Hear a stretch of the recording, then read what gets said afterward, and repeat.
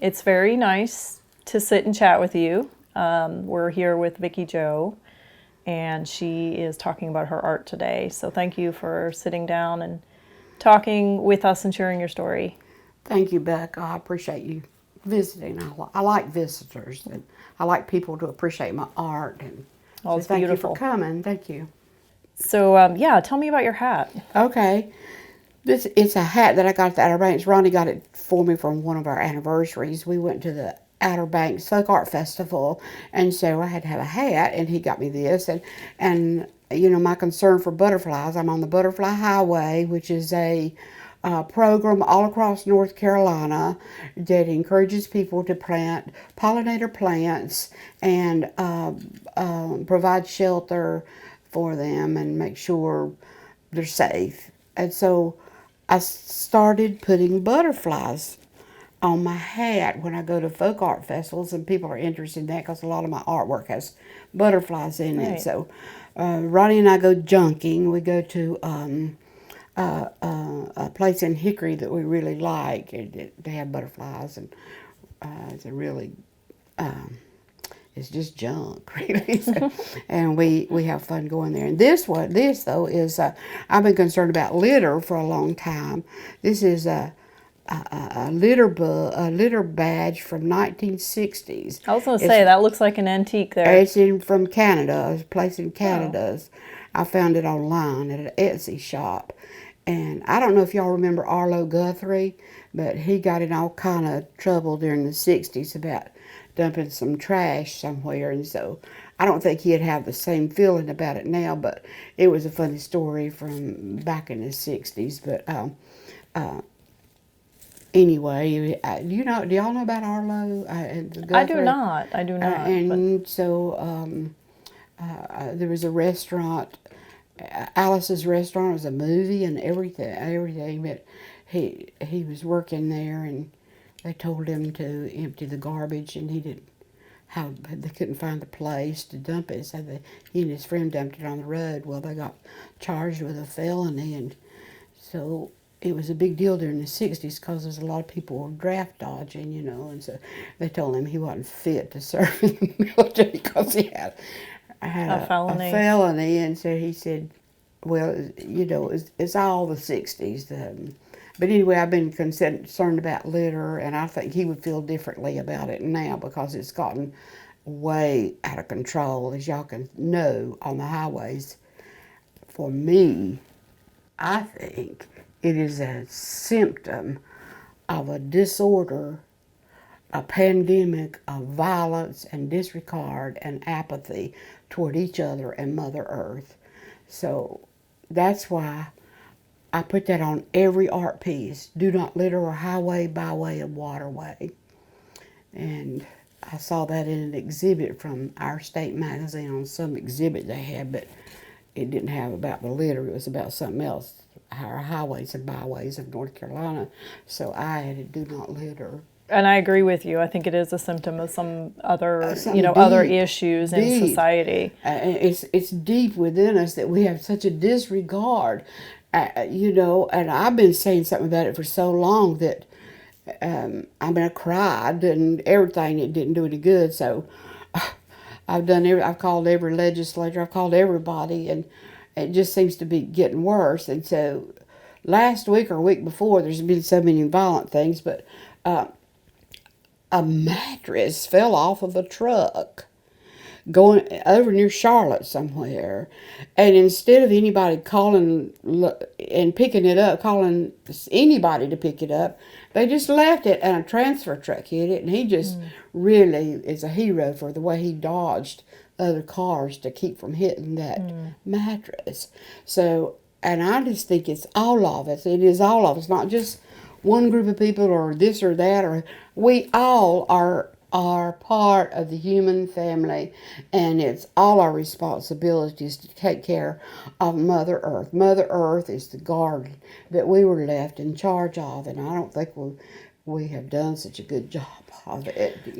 I agree with you. I saw a program and some orangutans standing up to heavy equipment where they're slashing in some areas in in Africa. You know, we can't keep doing that everywhere. Right. And people say, well, y'all, you did it, so we have a right to prosper and develop too. We can develop without destroying everything. I'm convinced of that. Even though I'm not a scientist, I got some sense, you know. Yeah, there's a responsible way to do that. But that's the message that your art is conveying. Really. Is you're highlighting nature.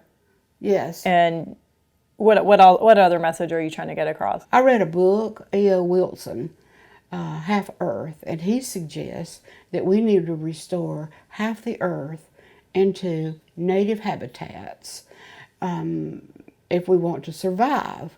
And so now he said, he's trying to communicate to people, if we just restore half our yards, you know, that would help that much. So that's what I've been trying to do. I've got some things that are not native, but I'm trying to introduce some native plants that will help with things that have been here before Europeans. They say that's what they call native, before Europeans got here. Well, that's debatable too, because the Europeans might have been here longer than we think. But anyway, if we restore some of those native plants, then some of the native species can survive better, like hummingbirds travel the thousands of miles on sips of sugar and flour, you know, of flowers. Well, if we destroy all the flowers, what are they going to eat to travel those miles? And everybody has gotten concerned about the monarch butterflies because they travel to Mexico. And we've lost an amazing amount of butterflies. I don't know the percentages right now, but amazing amount of butterflies in the last 5 years. And they go to Mexico from Canada. There's 5 groups, and one group comes across North Carolina. At one time you could go to the Blue Ridge in North Carolina, and they'd come in mass going to Mexico, but you can't, maybe 1 or 2 now. I mean, it's not like it was. And so we have a moral and ethical responsibility to take care of the earth that we've been given responsibility for. And I say, God, I think you might have let the wrong species be in charge of your garden, because the whole earth is a garden. It does appear that way, and I think we're all connected too, like nature, animals, yeah. you know, and I think we're benefiting ourselves when we protect and nature. our children and our children's children. Right.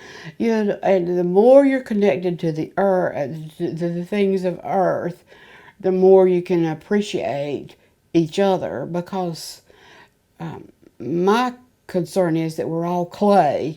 You know, we're only here for a little while, so we're all clay. We might be tint, tones, and shades of different clay, but we're clay, and so one person that I respect said, do all the good you can as long as ever you can, in all the ways you can, in all the places you can. Well, one way to do that is take care of the garden, because that is for our children, our children's children, and each other now.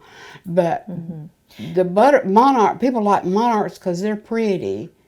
And you know, they're people like them, and they want to save them. But there are some critters and things that are not that wonderful, but that we need to take care of them too, because it's all connected. So that's been. So you're passionate about nature. Yes. And tell me how that links to your art.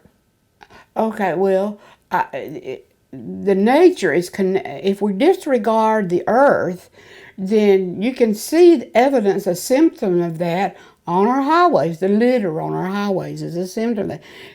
Just throw it out. If you don't care, just throw it out. I mean, gosh, there's trash cans at filling stations. That's an old term, isn't it? What do they call them now? Like a gas station? Gas stations. Convenience stores? Yeah, I say, you know, we could take it there and throw it. So, and even with that, we're creating mountains that our children, you know, will have to deal with.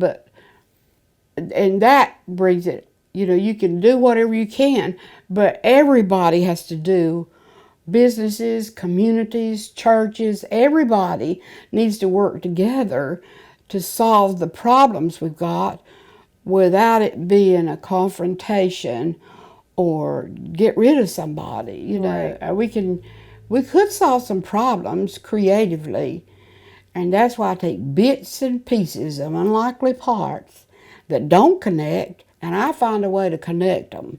Like a metal might not connect with a plastic, so I'll find some way to connect those two parts. Some means I use a lot of traditional historical women's arts to connect: crochet, tying, stitching, collage. A lot of traditional women's art forms to connect them. So And so you use this trash that you find and you use it in your art. yeah, and it's not hard to find anywhere. You'd be surprised how much you yourself generate. We generate a lot of trash, which is a message in itself that, hey, we need to all work together to do this. Companies, everybody, you know, one person can't do it all, you know. So what kind of things do you find that you can use? I see all your art on the Everything. wall I mean, here. anything. A lot of, when I go to art events, and I put stuff in my pocket, that napkins and things like that. So you use like straws and napkins and Packing. We have a problem with packages, and I noticed it. And that this from the Kelly's Fish Camp, they have their takeout boxes are biodegradable, and a lot of people haven't gone from styrofoam, and I just really appreciate people that do that, because I get takeout food and I just love it when I find a restaurant that's using those biodegradable things. And a lot of people think that's silly about the drinking straws, but that's just one little step. But if we can't even take one little step, you know, how are we going to take the big steps to do the big recycling? Right. So I make my art out of a concern for the environment and for our inability to work together to solve problems.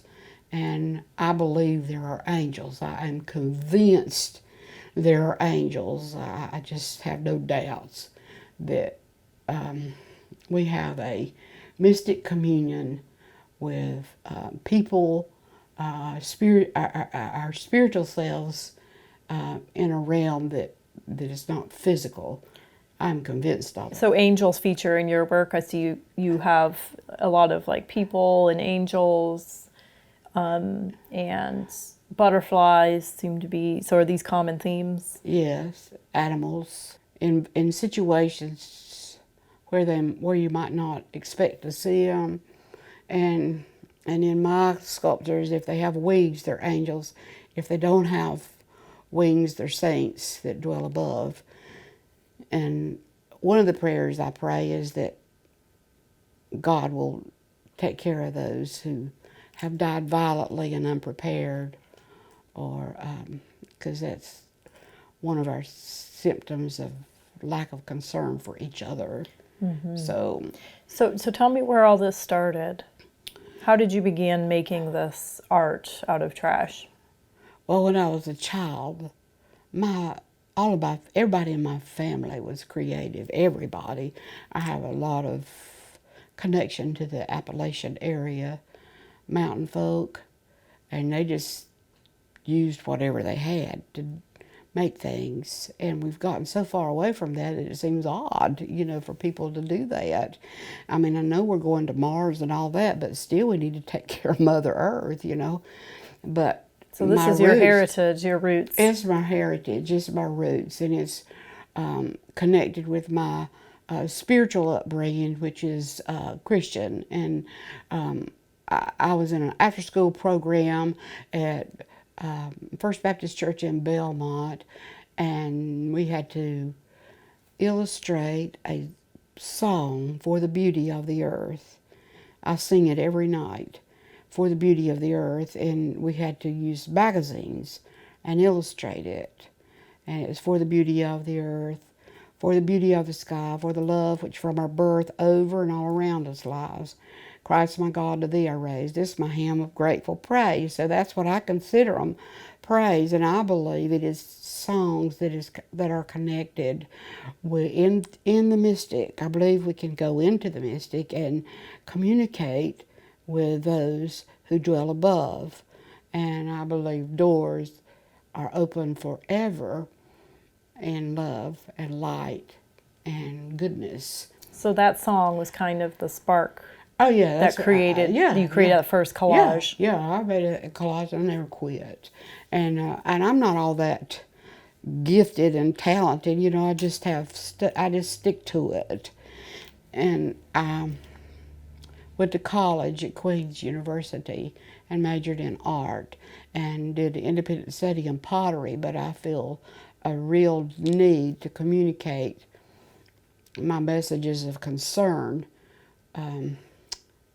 through collage.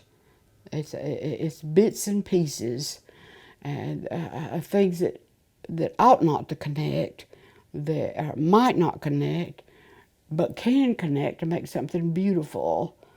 And I hope somebody will see beauty in that. And I believe saints and angels are just, look, not like something Michelangelo necessarily made, those big fancy marble sculptures. I mean, they might look like that, but I believe they look more like just ordinary people and helping us on the way, on the road, a long, long road. And so you said this is kind of going back to your roots too. So Yeah, tell me about where you grew up and in your heritage. I grew up in Belmont, and I spent a lot of times out in the woods and had friends, skunk friends and bird friends. And I mean, skunk never did he spray me or anything, just had a connection with wild things. And I spent a lot of time outside. And we would go, I went barefoot. I think about that a lot. Barefoot out in the woods and on gravel, and if we'd go somewhere, Daddy would say, "You're not going anywhere. None of you are going anywhere if you don't put your shoes on." So we just went barefoot. So you preferred to be barefoot? We went barefoot. We went barefoot. So that's just what we did. So I don't know how I can tell you about that, except all my family members were creative, making things out of feed sacks, quilting. It's just so a part of me. And I do respect and appreciate my kinfolk and people that influenced me to be creative, although they felt like I didn't live up to what I ought to be. So they were not. There's some folks in my family and community that felt like I ought to do better. Well, I think I'm okay. I think my work is okay, and I think I'm okay. So that might not be good either. But you do beautiful work. I love my work, and it's. Go ahead. I'm sorry. It's so creative, and I love the materials that you use. It's like finding the beauty in the everyday things that people don't normally think of as art materials.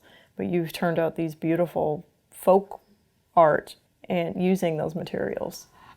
I never considered myself a folk artist, but I was at an event, and a person that I respected said, "Vickie, you ought to go to the folk art festival." And I said, "Well, I'm not a folk artist." She said, "Oh, you are folk art." I said, "No, I'm not," because collage was always considered a fine art. It's considered that, And I said, "I don't think I'm a folk artist." She said, "Yeah, you're a folk artist." So I got the dictionary and looked it up, and it means people. And I said, "Yeah, that's right. I make people art. It's the people that have to. We're in charge. Whoever we are, together we're in charge of the earth, the garden, and everything." So I said, "Okay, I'll do that." So I went with that it's people. Yeah, so, and when I look at it, that's what it makes me think of. It makes me think of folk art. And it's all cultures. When I start to make something, I know I'm going to make an angel or a saint. I'm going to make a figurative piece, but I don't know where it'll go. I really don't know. and I leave it to inspiration or guidance, or I leave it to develop as it needs to be, and as it to communicate. And so some people get my art and cry. They see something in it that I didn't see. They connects with them in a way, spiritually, or in some way that I didn't know. Yeah. So when you see like a piece of trash or some material and you want to use it, do you know what you're going to make out of that, or does it kind of appear as you're working on it?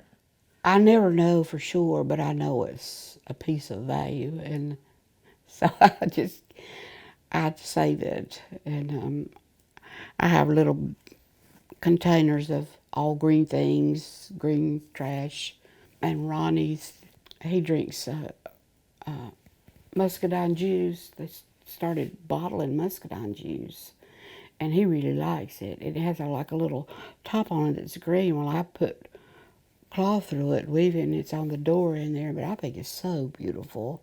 I can see things that might be good in a composition.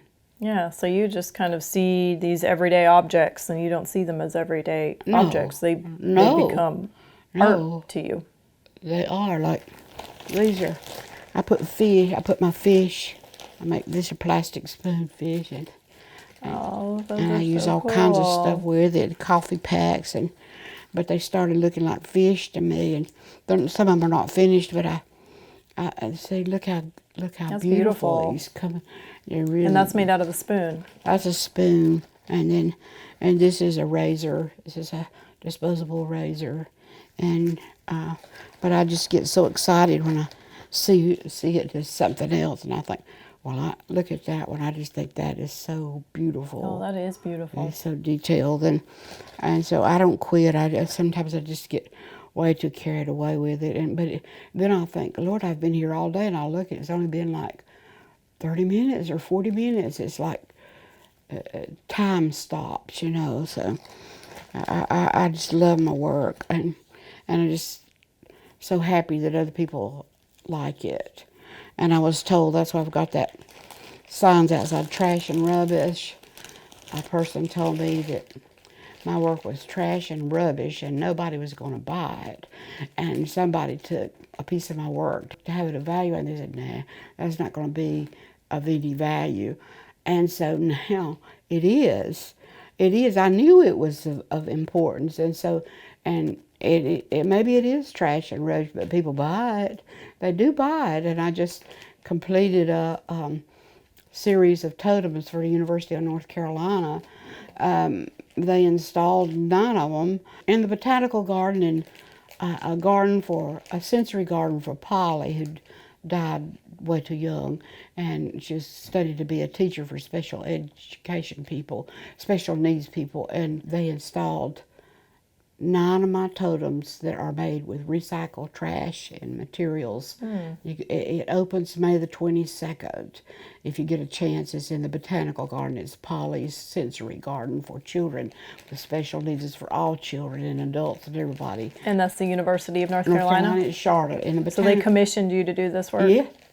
It took me a year, and I started in March last year, and that was COVID, so I worked. It was so cold when I started. It was really frigid out in the carport. I worked till it got hot. I finished in August, I think. And there's a little neighbor boy, Carlos.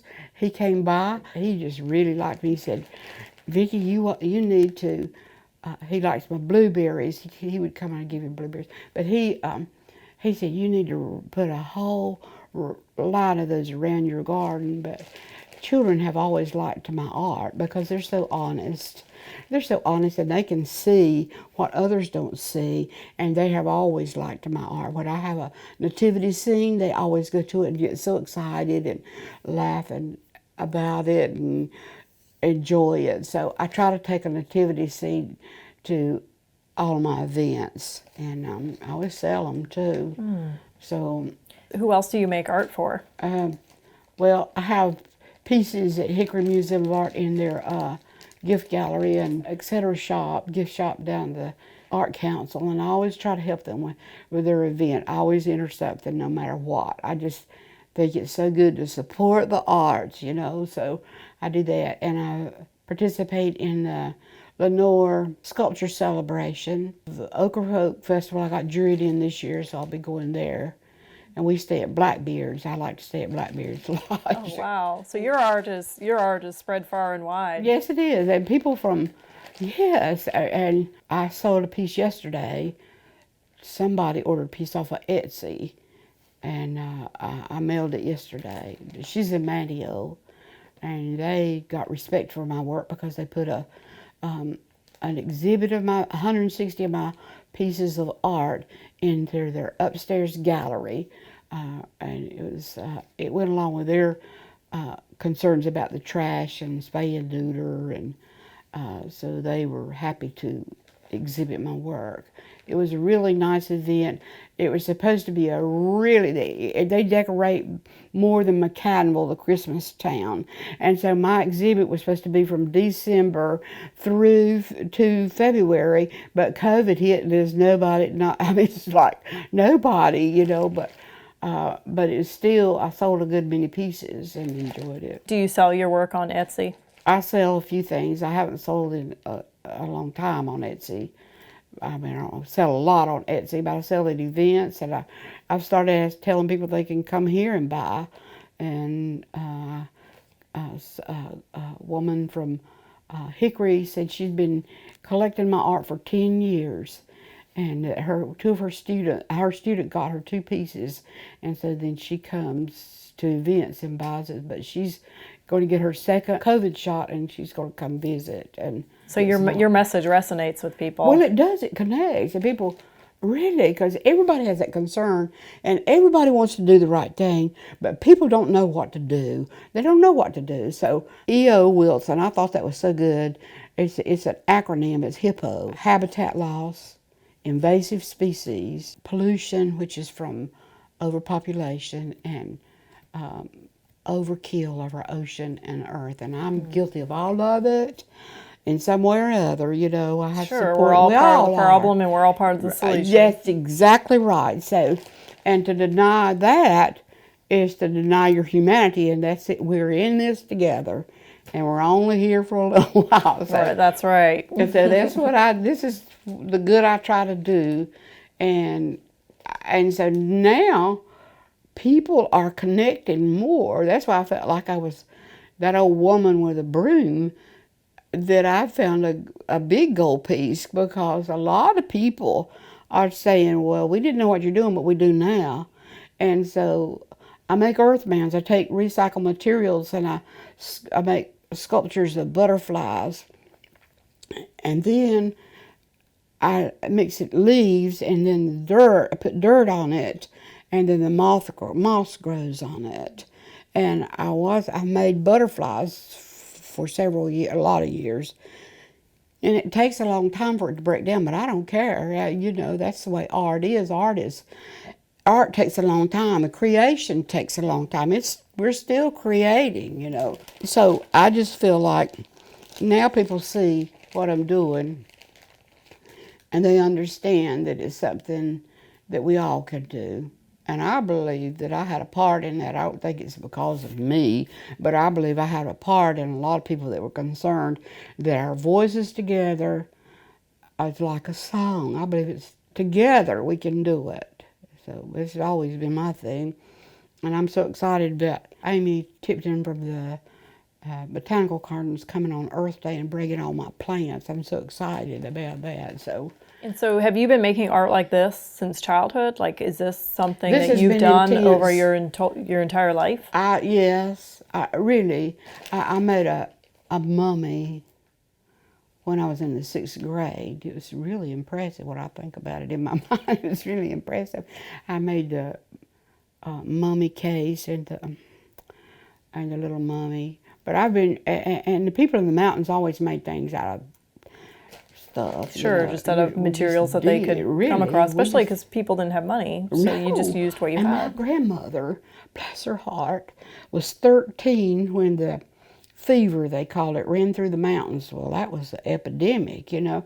And her mother went to her sister's house to help her get over it, and she got it. So Rebecca, my great grandmother, died of the fever, and Mama was left. She was 13, and she had to take care of the family. Well, they were in the mountains with nothing. I mean, nothing.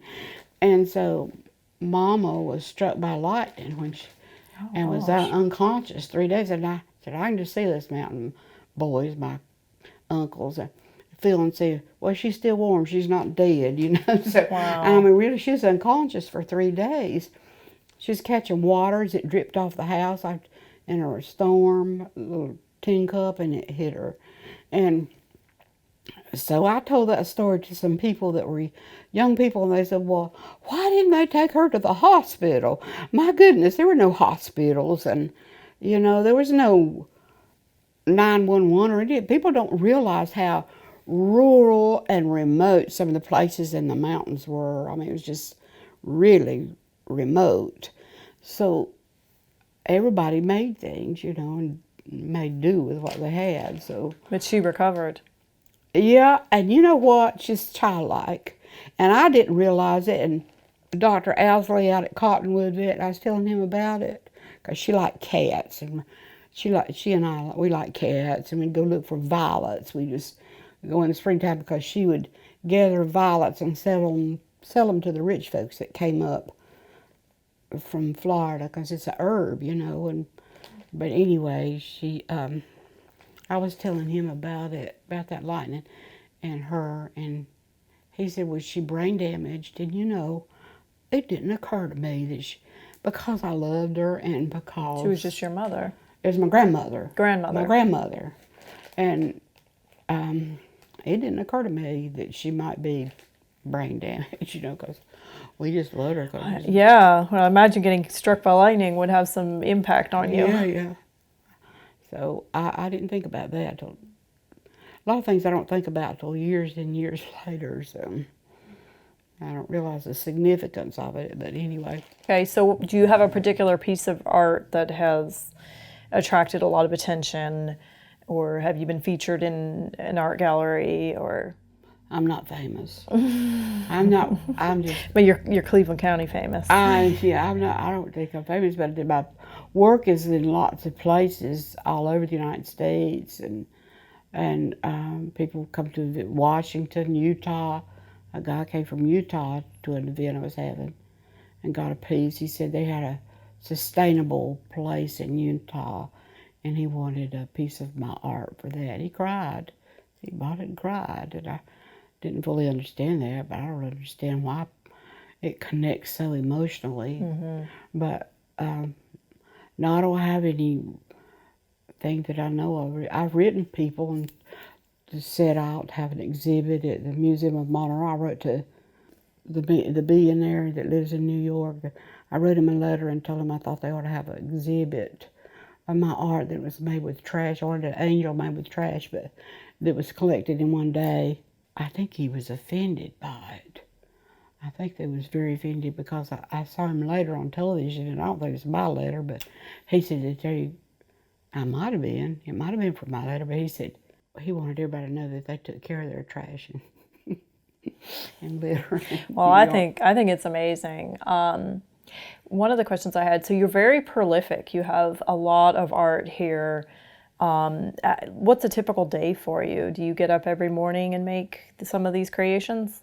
I get up early, real early, 4 o'clock, 4:30, and make art.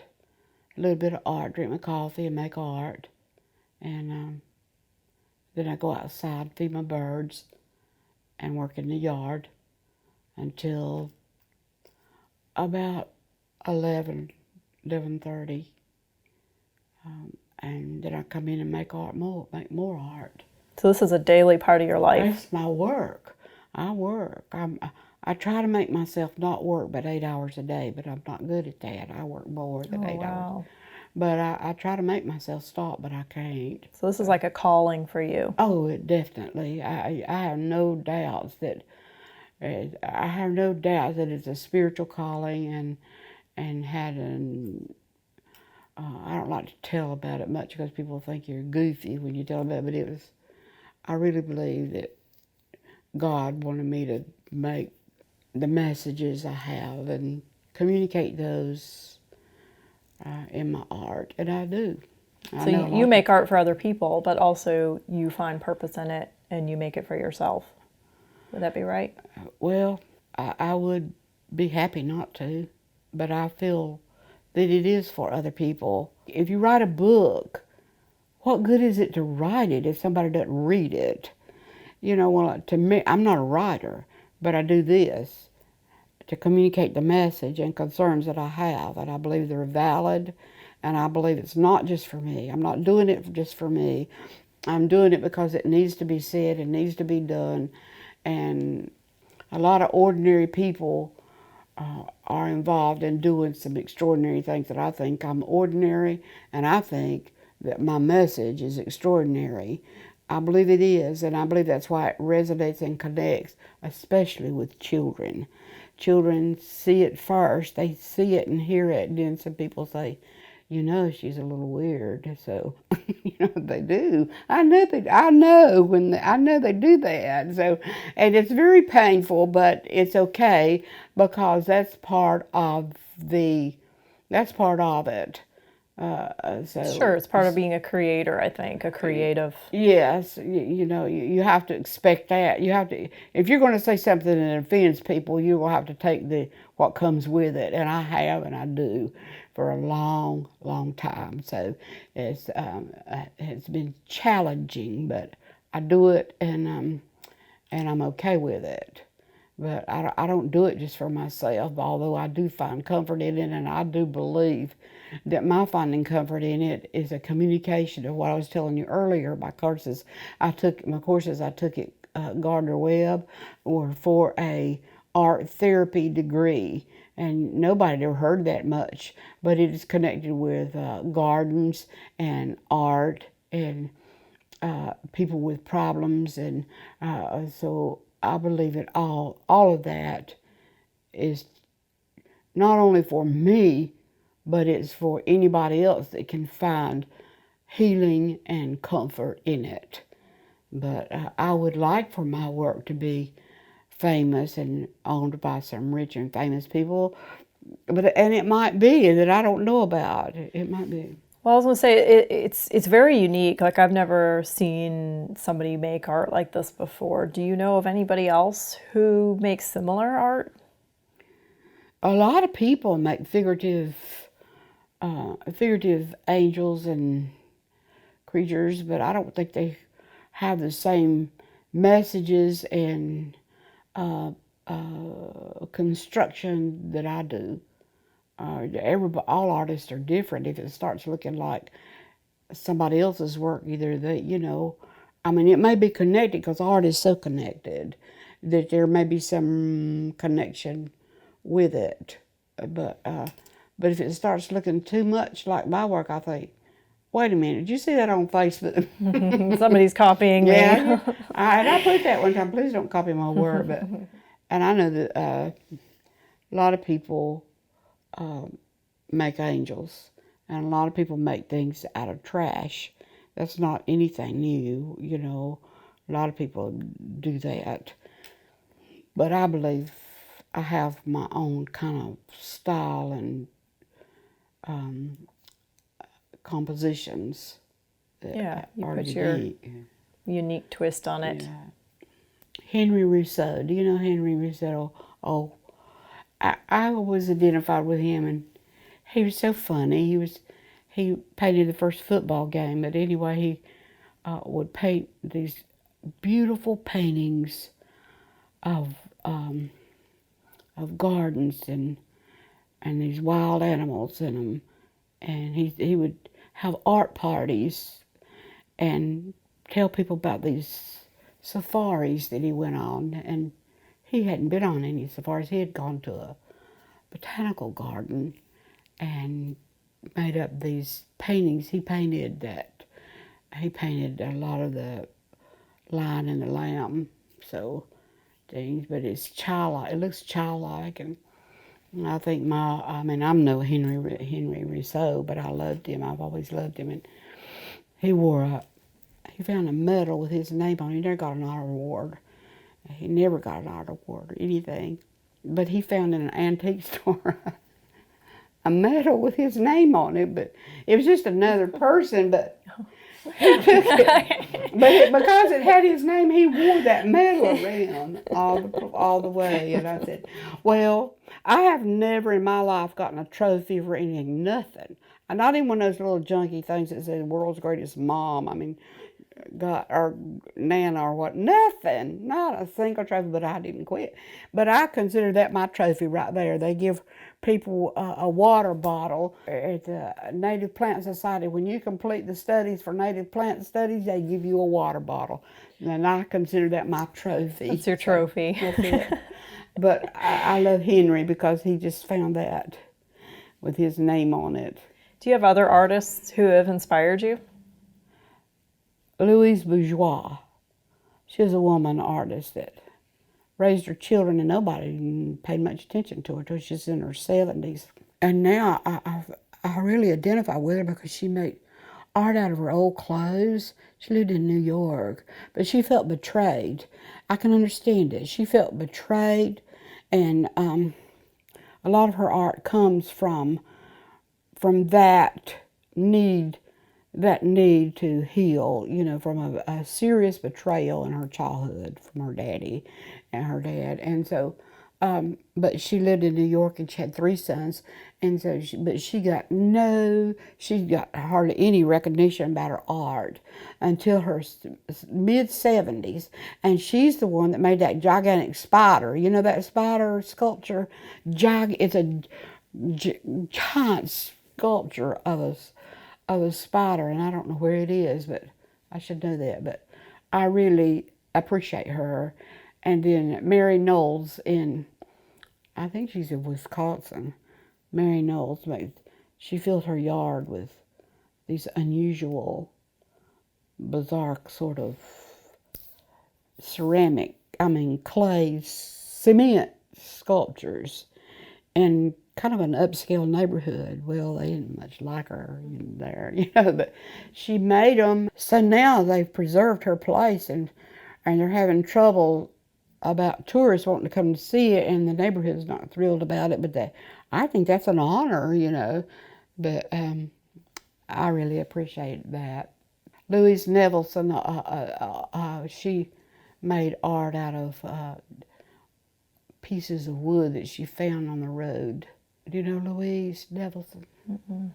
And she sprayed them black, but she put them all together, ginormous, great, big sculptures. Louise Nevelson, and she wore these big old false eyelashes. She said she wanted people to, when they looked at her, to see something inside the wrinkles in her face, and she wore those. But anyway, she's funny, and it was from her childhood. Her dad was carpenter, and she was around pieces of wood and stuff like that as a child. And your childhood has a major influence on who you are and who you become.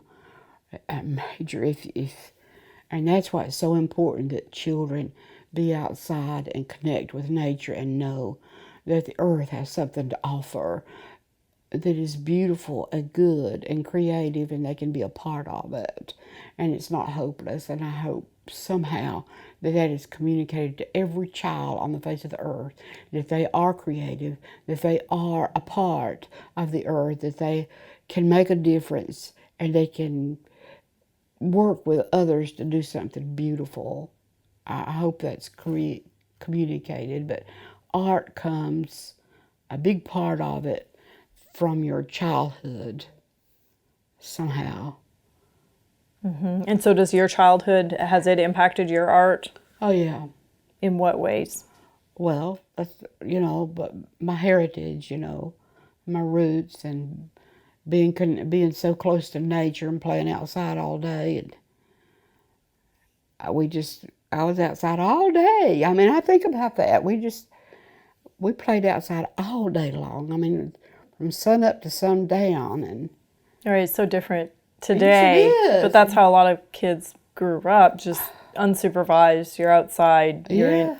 entertaining yourself, Really. you're connected to nature.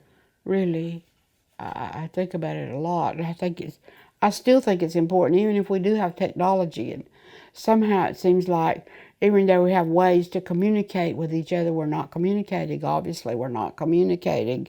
We're not, and that goes back to the litter on the highway. We're not communicating concern for each other, or that wouldn't be there. My brother and I, when we were younger, we would stop and pick up things on the road, to keep people from hitting it or something. And Ronnie would stop and let me get things, but it's too dangerous now. You can't do that, And so I really appreciate the helping hands. I think that's good that we come together to do that. I know when I first started speaking out about it, I got a lot of backlash, and people, in fact, people would come and throw litter in my yard for me speaking out about Really? it.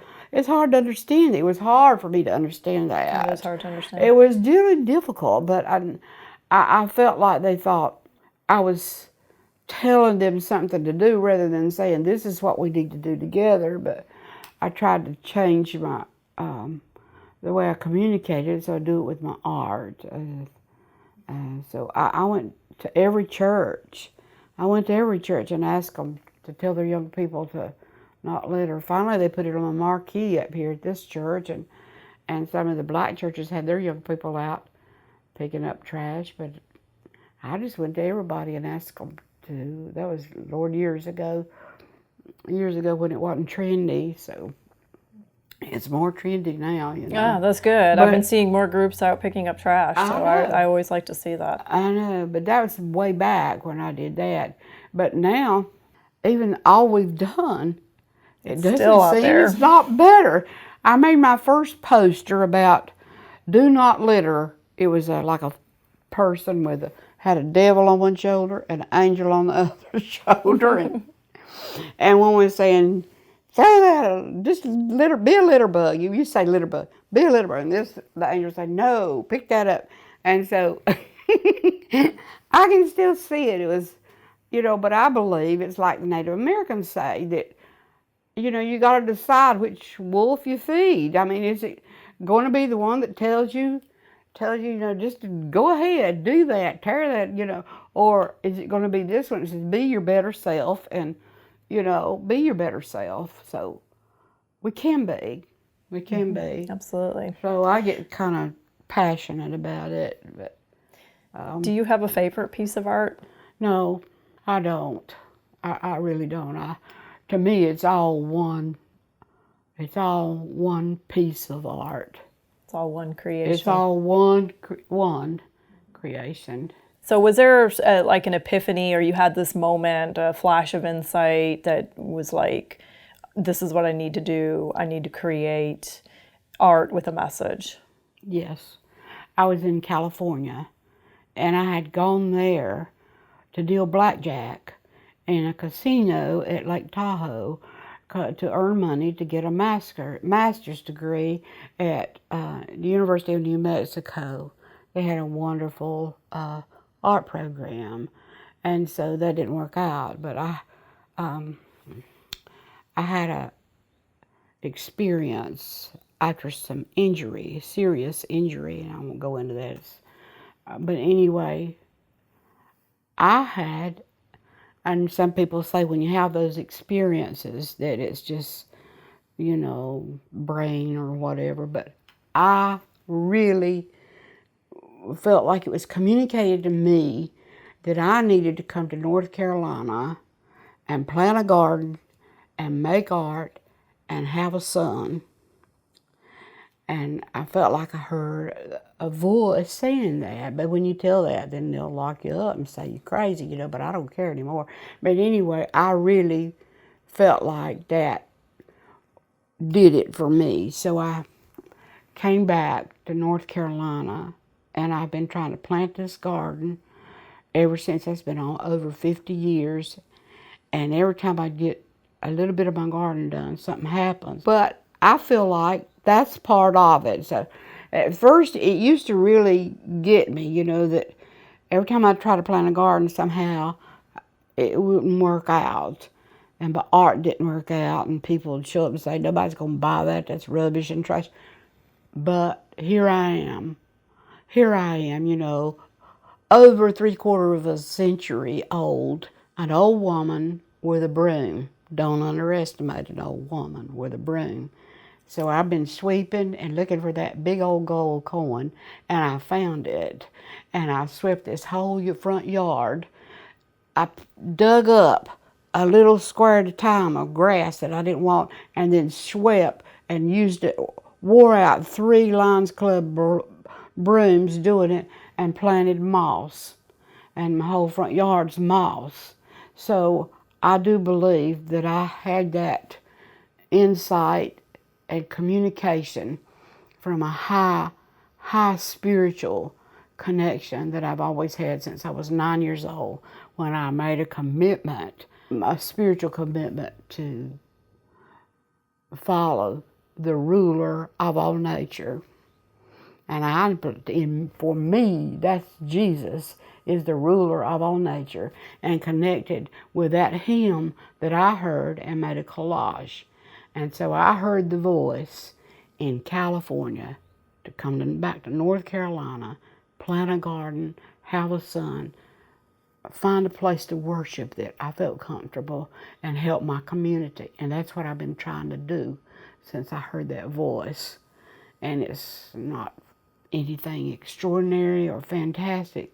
It's just ordinarily getting up every day and working in the garden and making my art with the messages that I believe communicates to everybody that what I was saying, that we need to do some good and help each other and work together, no matter how broken or fragmented or what the pieces are, and who won't do this and who won't do that.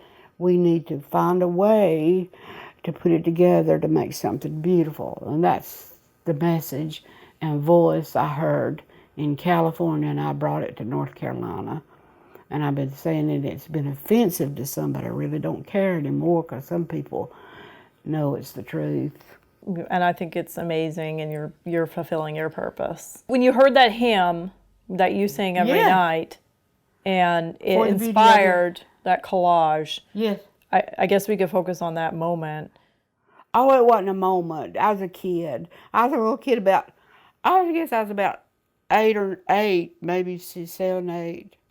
And we were all in a big old room together at First Baptist Church, and they had all these magazines on the table, and they had magazines, Romare Bearden, that's something else. But anyway, they had all these magazines on the table, and they had construction paper, and they had that little hymn on the table, and they said for us to read that hymn and then make a collage that illustrated that hymn. And so that's what we did. I went through that magazine and found the pictures. Now, there's 4 or 5 verses to that. That's not the only. For the joy of eye and ear, and the heart and mind's delight, and the mystic harmony linking sense to sound and sight. Christ my God, to thee I raise. This is my hymn of grateful praise. And, there's other verses, but I can't say that as a child it was overwhelming, seeing the light and all that. It was just making a collage, and it never, ever left me. I mean, it was so powerful experience in an after-school program, just a simple after-school program, and I believe it made a big difference in my life. And when I was in California, I heard that clear message. I was by myself. I was injured badly, and so I heard it. I'm here. And you obeyed, and now here you are. This is Madame Mesquite, and it's fragments of purchased material and old clothes and some old jewelry, packaging, paint. I painted on it, and the frame is from Cleveland Lumber Company. It's some recycled old pine, and I painted it white. Some people like it not painted, but It's Madame Mesquite, and these are like these little things that when you buy socks, they're hung up with those. These are buttons. There's a cat back there in the background. I took a photograph of down at Madame Mesquite and put a little fragment of it in there. Sometimes I do that. But I think this angel goes with it. And when they displayed my work down at the Dare Arts Council, they hung some angels underneath each picture. I thought that was a beautiful way to display it. And the black and white composition. This is my allergy tab containers. It looks like windows, and a rabbit, elephant is just made with fragments. Sometimes I sew on the sewing machine, so paper, and that I hand stitched. And a turtle, and I named this one Circles. I just repeated a circle motif all through it, the buttons, the pill containers, the sun or moon, and it's just circles. And this one, this frame is, Patrick makes frames. He lives in South Carolina, and he tears down old buildings. I don't know if I said that, but he tears down old buildings and makes frames out of the wood that he collects from old buildings. This one is more subtle. It's a white composition, and it's just fragments of white and honoring a white cat and a hummingbird and tree, an angel. She looks like a tree. They're triangular. You'll notice my work is geometrics. There is triangulars and repetitions of geometric shapes. It's a really colorful one, and this is again in Cleveland County. Recycled pine, a piece of plastic leather, not leatherette looking stuff. I don't know what it was, but and then all kind of little trees. And that little teeny bird. I love her setting up in that tree, and these chickens. I believe that's chicken farm, Christmas on the chicken farm, but I'm not sure. I'm not sure, but I believe it is. Look at that little pieces put together in a star. I just appreciate it because I feel like it's gifts from above. I feel like it's gifts. This is the pie out of a pie pan, and with a spoon for the head of the butterfly, and all kinds, just pieces of trash, just all kinds of trash, and put together. Oh, that's styrofoam, painted on styrofoam. Sometimes I say the styrofoam because it makes a good canvas. It's a good canvas, and it's last, you know. So, and water, I don't know if you got that. That's one. I think that is really good. The one with the two fish at the bottom. I like all my work. And in fact, I kind of like them. I think I'd sell them better if I didn't try to, you know, keep them. So I don't want them to end up in a trash can somewhere, and they might, which is okay, I guess, in a way. But I hope somebody will find value in them and somebody will profit from having them.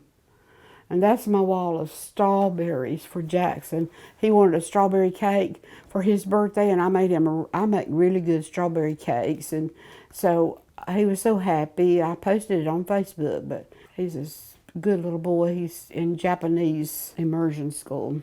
A lot of my songs are inspired by country music, and that's if you drink, don't drive, do the watermelon crawl. And if you listen to country songs, they are stories. They're just, oh Lord, they're good stories, you know. And so I think about, a guy was traveling through a southern town and happened up on this watermelon festival, and they taught him to do the watermelon crawl.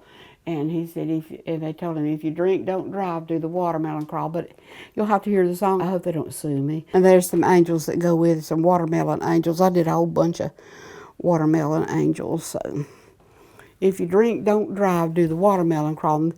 This is very colorful composition of, again, repeated circles. Ronnie got me some sales tickets. And they weren't white, so I couldn't put them on my prices. But I thought, well, Lord, I'll use those. And I put them in a repetition of that geometric shape. But if you look, my art has to do with a lot of geometric shapes. It's a composition in orange for sure. big orange cat, and has the forks for the little claws, and that's some of the fabrics that I designed and sent to Spoon Flower. And when I got it back, I just cut it up in fragments and used it for the background. This is cloth I designed, and I'll take a picture of one of them, and I send it to Spoon Flower. It's a little small company that just started a few years ago, and Lord, they've gone big. And I took a piece of that one and made a little collage out of it. But these are some of my fabrics I designed, and I think this is a picture. Oh, I love that. This is a picture of one of my sunflowers out in the yard, out in the garden, and I thought it's really bright and colorful. This is the blouse I'm making out of some of it, but these are little collages that I just took a picture of it and sent it to Spoon Flower, and they printed up in yardage. It's not just a little fragment of cloth. They printed in burlap, canvas, velvet. It's all kinds of amazing fabrics. They printed that, one of my little collages, and made drapes for me. I love it, that whole chair there is my different fabrics that Shelby fabric. They put it together for me, and that couch, the seats over there. So you are surrounded by art every day. Every day, and look at that piece. I think that's beautiful. That is beautiful. And it's just a little collage, and there's a cat. Cats on there. I really love this piece of art right here, though. I just love the colors. Yes. It's so bright and cheerful. That was down at Outer Banks, and I was surprised that it didn't sell. I just thought it was one of my real involved pieces. I loved it, and the horse, and this one I really like that. But I enjoy my work. I enjoy it, and I communicate seriously. Oh, I think that comes through. Okay, thanks, Becca. I really appreciate you saying that. You want to go in the other room here or look at any of this other stuff? Like, what about down here? Oh, yeah, that's my parking lot church. Which one? All of that. These are little communion cups for parking lot church. We had to wear masks. We couldn't go inside. So we had communion out of these. This was the wine, and this is the bread down here. It had a little seal over it. And so I saved some of mine that I took communion in the parking lot down at Ascension Lutheran Church. Behind the church, we would assemble, and Pastor Christina would come out and have the message, but they'll be each holding a communion cup. This is my Easter 2021 angels. And all of them are different. And Ronnie and I went junking and found these butterflies. So each one will have a butterfly, and each one will have a communion cup, because butterfly, is a symbol of transformation. And tell us about this piece right here. That one is, it's called The Promise, and it's a promise to communicate my messages and my concern for the garden and Mother Earth and all of us. And it's all kind of little bits and pieces. It has a Christmas fern in it, a purple cat. Cats have done so much. We need to treat them with a lot of respect. And her legs are straws, I believe, drinking straws, and her face is a piece of cloth, some clothes. That elephant composition is in sort of neutral tones, blacks and browns and rustic materials, and there's a cloud in the sky, and then I started thinking, well, that looks like a UFO up there. So I don't know. I'm not sure. I never am sure exactly what I'm communicating. I just feel a need to do the composition, and the star is made out of twigs of oak art star, and the grass, that black grass, is plastic forks, the prongs of plastic forks. And of course, with the message of recycle and help take care of the earth. I enjoy my work. And what about in the other room here? Okay, yeah, come in here. Let's take a little walk over here.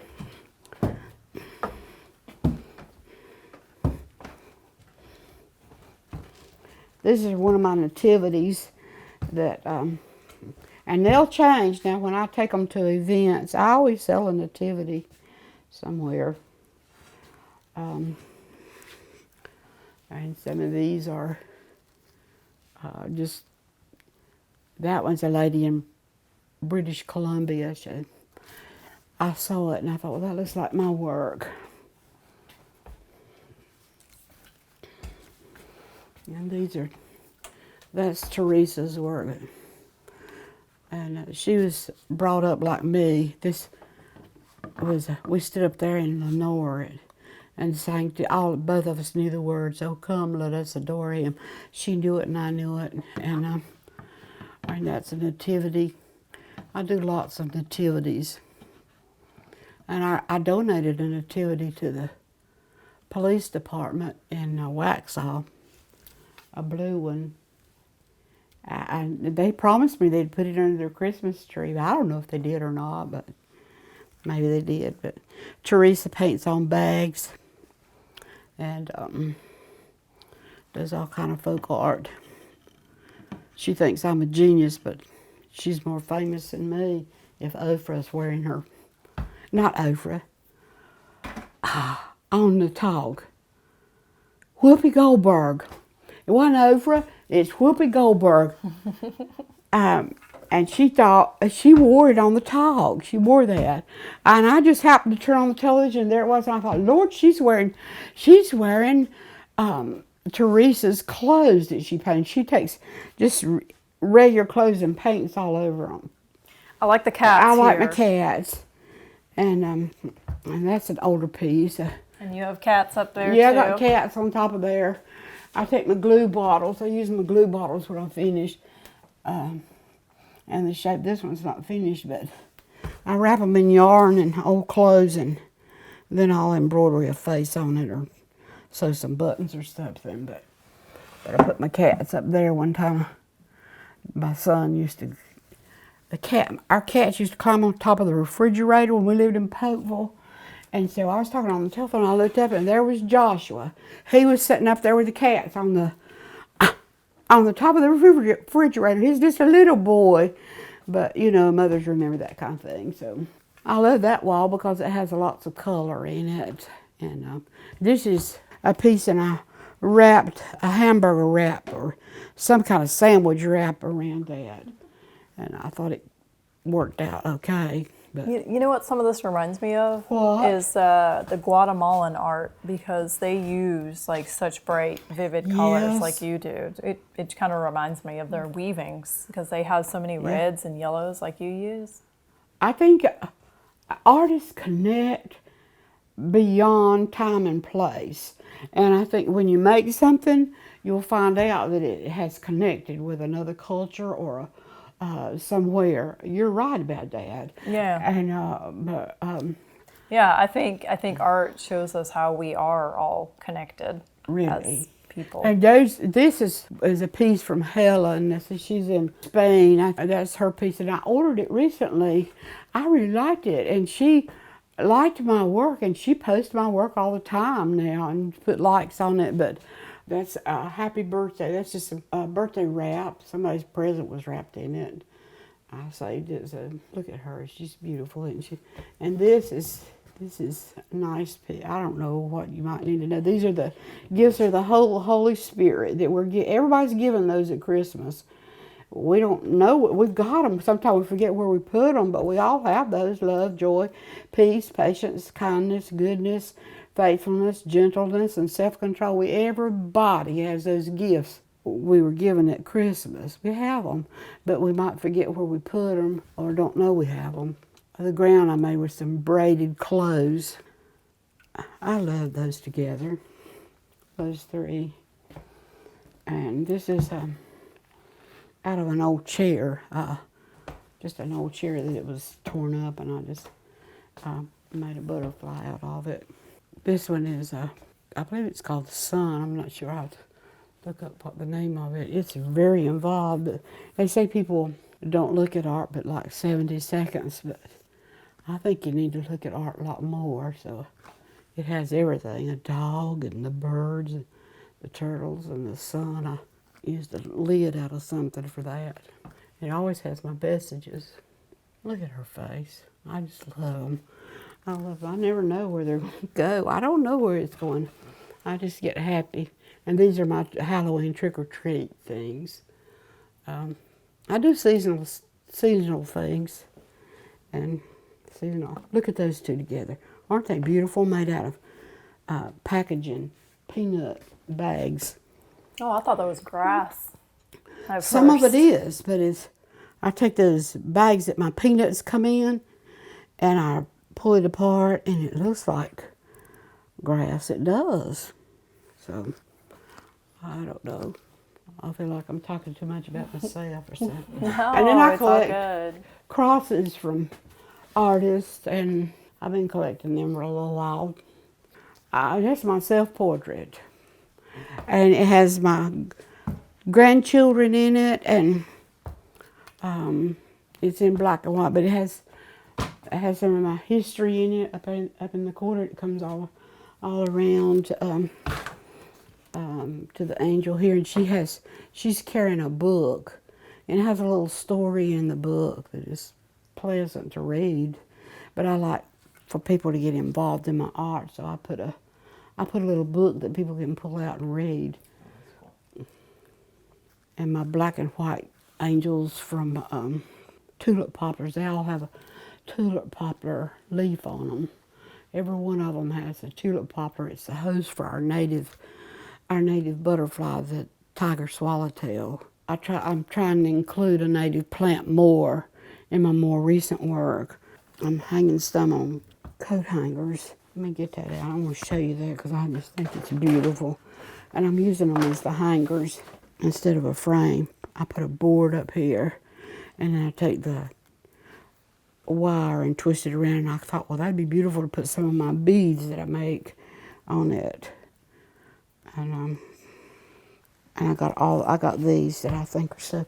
I got a deal on some frames, so I couldn't resist. These are pieces, as you can see. I'm prolific, to say the least.